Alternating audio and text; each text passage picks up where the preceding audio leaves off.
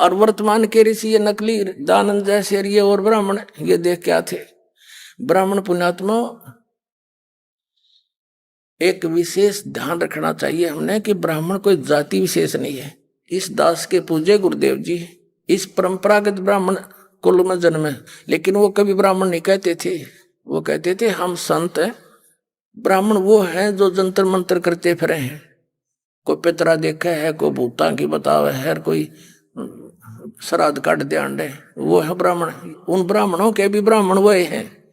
तो उन गुरु रूप में विद्वान प्राणी को ब्राह्मण कहा जाता है। ब्राह्मण सोए जो ब्रह्म पहचाने, पंडित सोए जो पिंड की जाने, वास्तवता ये है।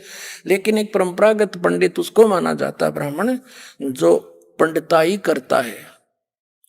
आम जन साधारण के लिए शब्द लागू नहीं है। अब ये क्या बताया है कि जो ब्राह्मण वर्ग पंडित थे कलयुग के, और कलयुग सतयुग त्रेता द्वापर में जो राक्षस समझे जाया करते वो कलयुग के ब्राह्मण है आजकल।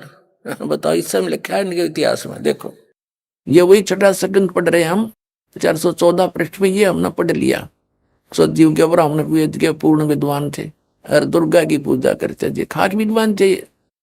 अब ये बताया है कि धर्म की ये स्थिति त्रेता में रही परंतु कुछ ह्रास हो गया था। सतयुग की जो स्थिति थी वो द्वापर में विशेष रूप से कम हो गई।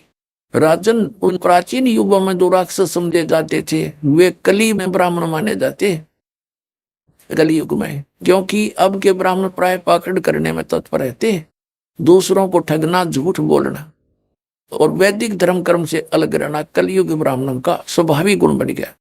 अब ये हो गया क्लियर।